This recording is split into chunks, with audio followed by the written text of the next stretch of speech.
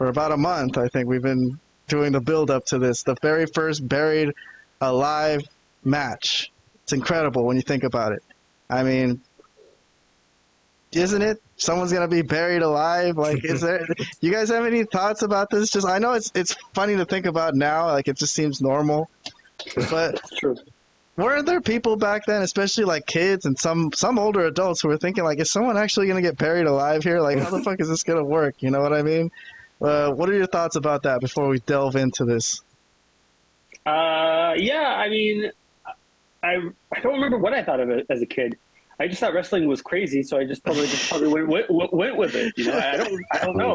I mean, how old was I in '96? 8, 9? I don't know. So I probably was just like thinking, like, okay, this is wild, but wrestling is kind of crazy like this, and why not? So I don't know. I didn't think like, no, there's no way this could not happen. I mean, we've seen the Undertaker specifically be burned alive in a casket or whatever. So why couldn't he be buried? I said to myself probably as a kid, like, yeah, sure, he got buried. But he's alive, no problem. Like, you know, he'll be fine. Buried alive, burned in a casket, it's all the same. Robert, any thoughts about the general premise of a Buried Alive match for the first time? This is the first one. At that time, honestly, everything that I was watching in wrestling would mesmerize me at that point, because I forgot how old I was, but like I was just mesmerized by all everything that happened, and then this was a first for me to see something a match like this take place. So I wasn't quite sure what was going to happen. That's all I can remember from that time. All right, so I'm going to play you guys some clips from, not from the pay-per-view, but from Livewire first, which was the day before, where they're talking about this match. So Sonny and Todd Pettingill are the hosts of this show, and I have a review of this episode of Livewire if anyone's interested. I actually watched the whole thing. But in my 7th storyline, the Buried Alive match is coming up, and they actually start talking about what it might entail. So here's a clip for you guys. I'm going to play. Hold on, let me take this picture of Okada off. The Continental Champion. Here's a clip from WWF Livewire, guys. There's Paul Bearer, I don't like him. Oh, this match is unbelievable. Think about this. All those truckloads of dirt. Tons and tons of dirt will be carted into the Market Square Arena. They're going to build a grave right there in the middle of the arena, and someone's going to get buried 6 feet under. You know what? They're doing it right now. They're doing it right now. Yes, that tombstone we've been showing you with the faces of Mankind and the Undertaker is being put right at the head of that gravestone. That will mark the spot. Imagine. Put yourself in the position of one of these WWF superstars. You're laying there, and you're being covered with dirt. This is a non-sanctioned matchup. If you miss it tomorrow night on pay-per-view... It's non-sanctioned. Okay, so this is going to be a big running theme in my preview of this, that they're going to keep pounding that in our head. This is non-sanctioned, which is something we hear in modern wrestling a lot. Lights out match. You know, the company doesn't take responsibility. But I don't know if this is like an early example of this in wrestling, but let me play another clip from the phones used to look back in the day. the 90s phones. Yeah, well, they're actually taking calls here. So here's a phone caller calling about the Buried Alive match, saying, what the fuck is this gonna, what is actually gonna happen here? Start. Back to the phones we go. Let's talk to Sean in Michigan. You were on Livewire. Hey, Todd, how you doing? Good, man. What's happening? Hi, I just want to know how they could have this match between Undertaker and Mankind. I mean, someone could seriously get injured, and I think the WWF should award the winner of this match a chance at the title shot. Well, let me tell you, the reason we're going to have this matchup is because both these guys wanted it. It is a non-sanctioned matchup here in the World Wrestling Federation. That means the WWF is only providing the time. They're not taking any responsibility at all for what's going to happen here. We're going to talk a whole lot. That's such bullshit. We're providing the time, not taking they're providing the ring. They're recording it. Yet they're not taking responsibility for what. They're even providing the dirt. They're even providing the dirt and the shovel. But hey, if somebody dies, we're not involved. All right. One more clip from Livewire. To really pound it home to the people, hey, that someone's going to fucking die here, I guess. It's a non-sanctioned matchup from the World Wrestling Federation. The World Wrestling Federation does not want to be responsible for this match. They don't want to be responsible for anything that happens between The Undertaker and Mankind. think about being buried alive. Wow. Imagine laying there in that hole 6 feet under, Jesus, dirt Todd. falling down all over your face. He's actually selling this match, man. We gotta sell some pay-per-views. So it's unsanctioned. You guys don't want any part of it. But I have this cool shirt. What's up with Paul Bearer's face being on the moon? What the? What that is actually. Oh my god, this is awesome. That's a great shirt. That might be that should be our thumbnail, basically, for this for this podcast we're doing today. All right, let me see if there's anything more of this. The Undertaker has got to be thinking about the betrayal of Paul Bearer. Mankind, I don't know what runs through his mind. Think of the weight of the dirt on your chest, and you're gasping for air, and you can't breathe. The amazing thing that the only person who can help you, the only person who can save you, is the person who put you in that hole to begin with, and you know neither Mankind or The Undertaker is going to help the other one once they're in that hole. No, I don't think so. You want to take a call, Todd? Let's do that. All right. So that's Livewire. Interesting stuff. Very rare gem footage, I would say. Let me jump to a clip now from WWF Superstar. So this is going to be Jim Ross also criticizing Vince McMahon for not taking responsibility for this match, for it being a non-sanctioned match. So here's good old JR. This is during Superstars, the morning of the match, and it's Razor Ramon, quote unquote, who was having a match. But let's listen to JR talk about this. Well, I'll tell you something. My heart is beating faster and faster thinking about tonight's pay-per-view matchup. You know, I want to ask McMahon, man-to-man, face-to-face, why he shirked his responsibility and didn't sanction. Oh, my! Wait a minute! Inside cradle! Almost a 3 count there by the pugnacious Bob Holly. So what about McMahon now? What are you talking about? Well, you know, it's non-sanctioned to the buried alive match. Hey, we don't want anything to do with it. We'll take the money, but we don't want any responsibility. All the way slam. That is vintage Razor. So Jim Ross, who's in the middle of a feud with Vince McMahon here, as we'll discuss in a little bit, as he's had issues with his boss. So he makes light that, hey, Vince is making money off this, but he doesn't want to be responsible or sanction the match, right? So that was kind of cool. I thought that was like kind of realistic commentary there. So let me see. While I'm looking for my next clip, if anyone wants to comment on any of these clips I'm playing, please feel free to jump in, because I know you guys didn't see these, so this is brand new to you. No comments. Well, I mean, I don't think it's as realistic as you say, because there's no way anybody would be able to. If you have a problem like with anything that's going on like this, you wouldn't be able to go on air and just say it. You would probably say it in the back or whatever. But I mean, as part of this angle with Jim Ross kind of being a heel, it's all right. I mean, who really wants to? I don't know. Whoever wanted to boo Jim Ross, it's a weird thing, to be honest. But okay.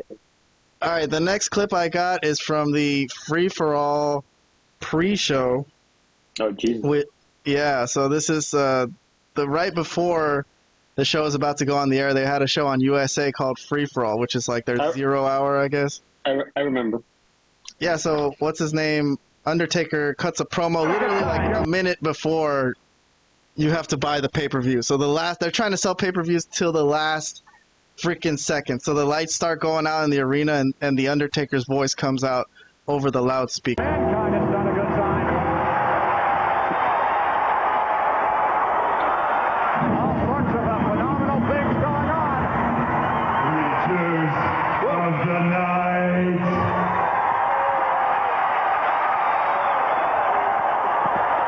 Are you ready?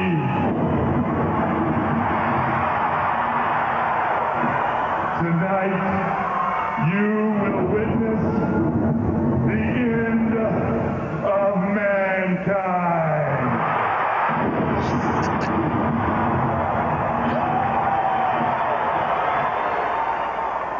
I will take his battered carcass and plant it in that cemetery that lays there before you, and I will cover him until he is no more.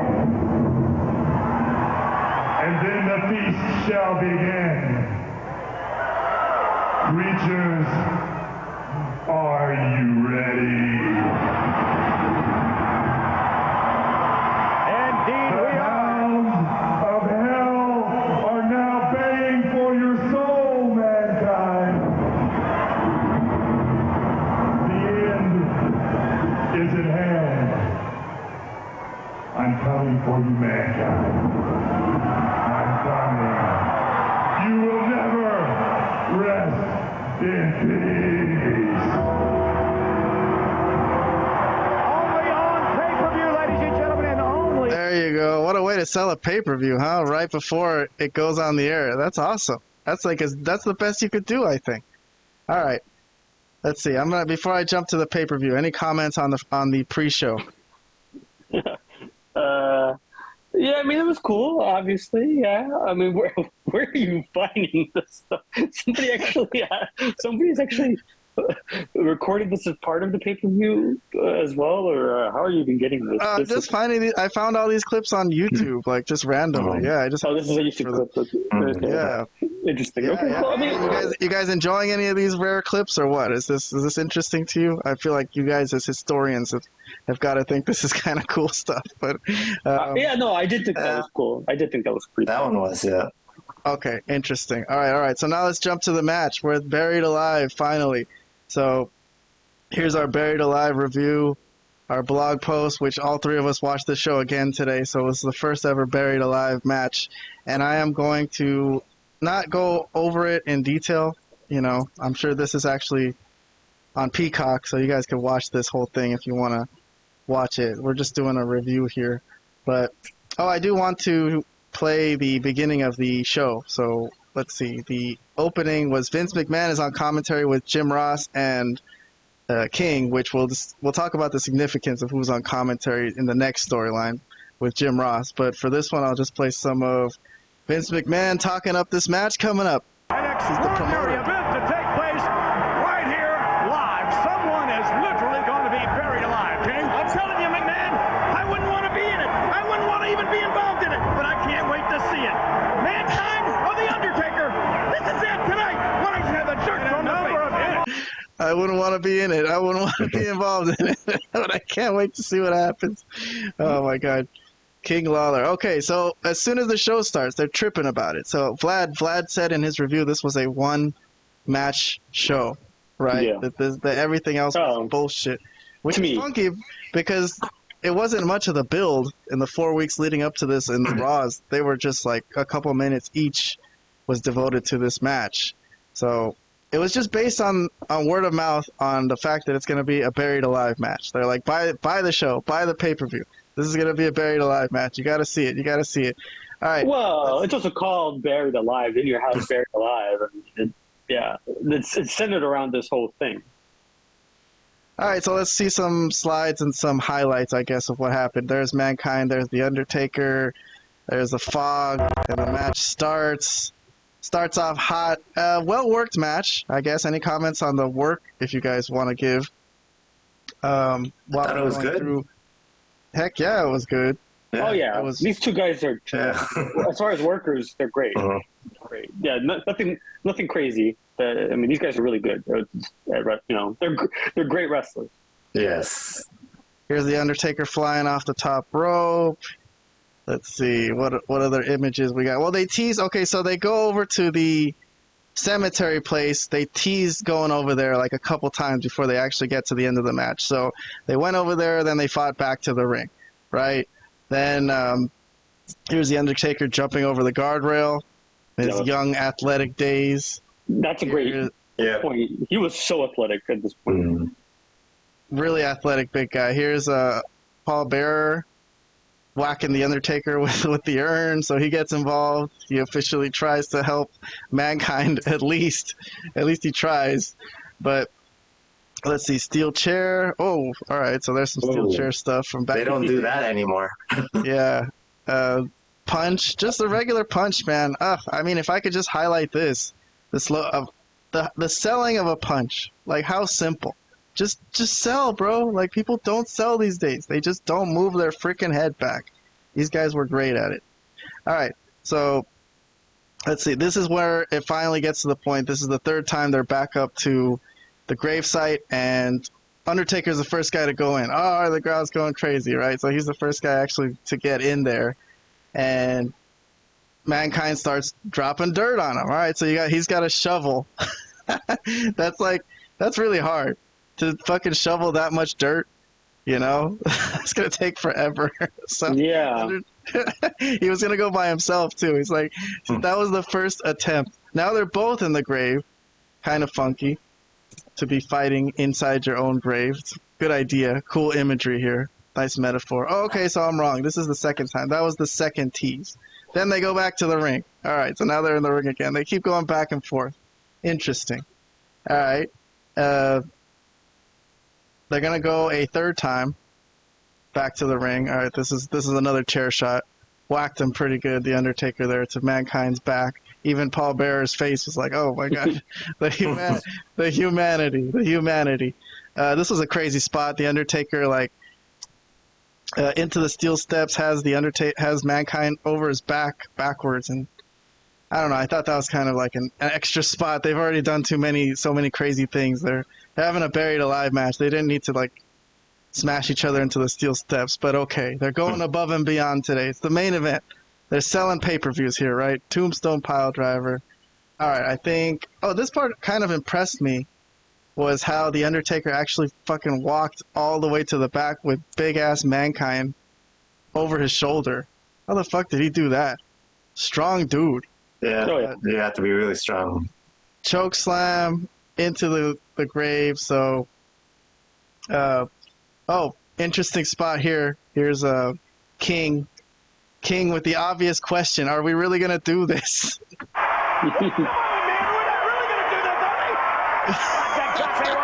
We're not really gonna bury someone alive, are we?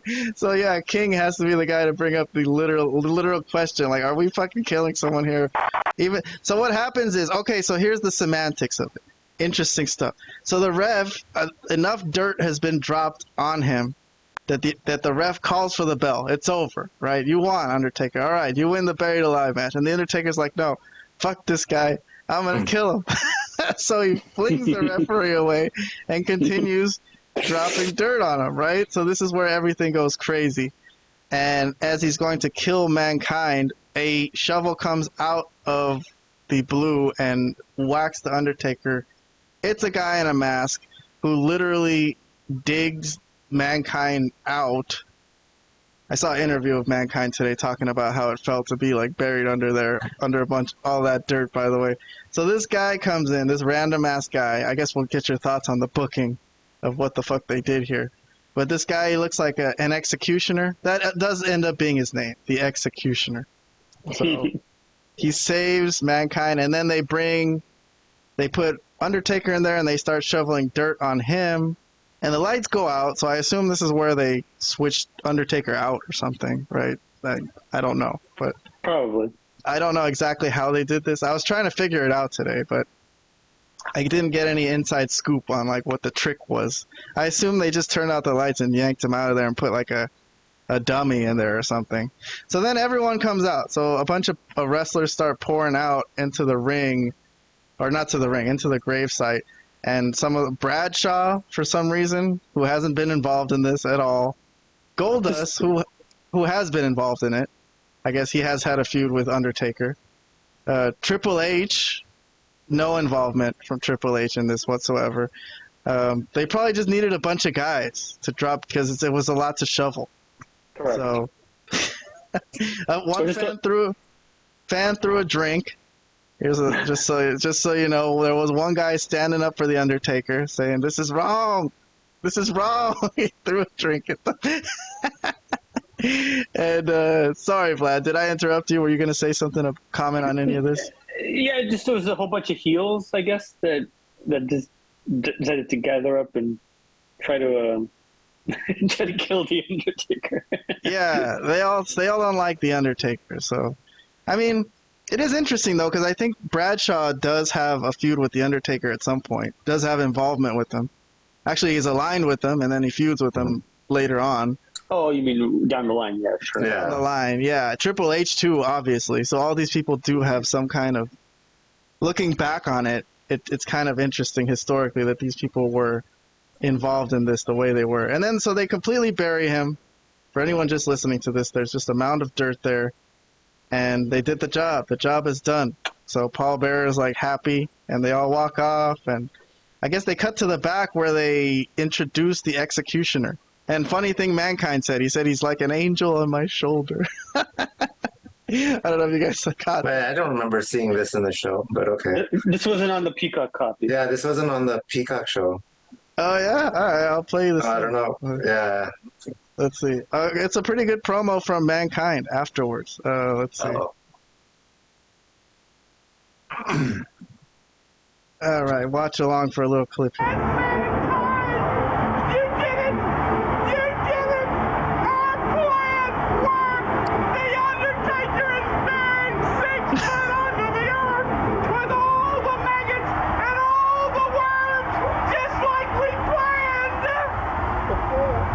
I made a very simple request of the Undertaker. Don't bury me alive! I don't Fucker want tried to my bury me alive. I don't want maggots eating up my lip. But he tried to kill me, Uncle Paul. So before I go on, it didn't work. Please, Uncle Paul, I gotta know. Tell me I'm not to blame. It's not your fault. It's not your fault. He's gone. And now, I'd like to present to you our man in red and black, the Executioner. Oh, yes.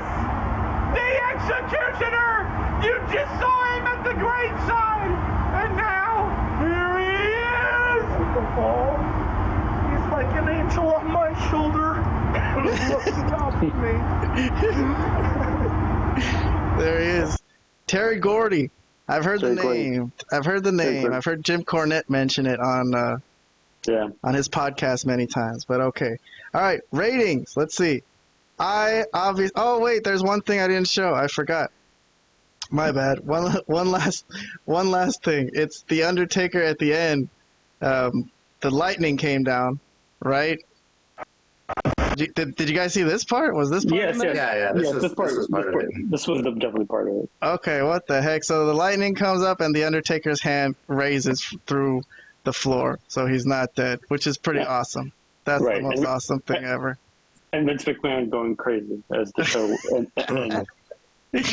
Yes. All right, now we can do our ratings for this match. I went in detail. For the rest of the show, I won't go that much in detail, but of course, my mind was blown that someone got buried alive and they still lived. So 10 points for me. 1 point from you guys. Thumbs up from you guys. All right, you guys like this. Okay, my mind blown rating is a little tongue in cheek, obviously, as a retrospect. Maybe at the time, my mind could have been blown from this if I seen it live. But I think it was well done. I think it was a pretty wild idea. It's pretty great wrestling, man. This is pretty legendary. So, all right, comments. Let's go with Vlad first. Thumbs up. Well, there's been a lot of amazing ideas based on the Undertaker character that they could do because of his whole, character. Buried alive matches, casket matches, boiler room brawls. I'm trying to think. There's been so many different things that he's had to do with the gimmick and with the character. This was just one of the many crazy ideas that they came up with. And I thought this was cool. I thought this was a good match. And the idea was unique. And how they did everything and the ending sequence is definitely engraved in my mind with this whole arm kind of sticking out and the thunderbolt or whatever the hell that was. As a kid, I was probably going crazy. I was, loving it, But in retrospect, I can't say I loved it, but I definitely enjoyed it. And that's why I gave it a thumbs up. So cool stuff for sure. All right, Robert, let's see what you think all these years later. What are your thoughts? Yeah, I mean, same thing as a kid. I love this. Looking back at it now, it's like, I mean, it was still good. Though one thing I didn't like was, that one scene where everybody came in and started, pouring dirt on top of Undertaker until it was pretty much at the top. That part for me kind of dragged a little bit. It went a little long, but the rest of it was good. I liked it. All right, cool. Buried alive. Interesting. All right, so that goes down into the Malapert Smark Podcast history books of something that we've reviewed in depth. Cool.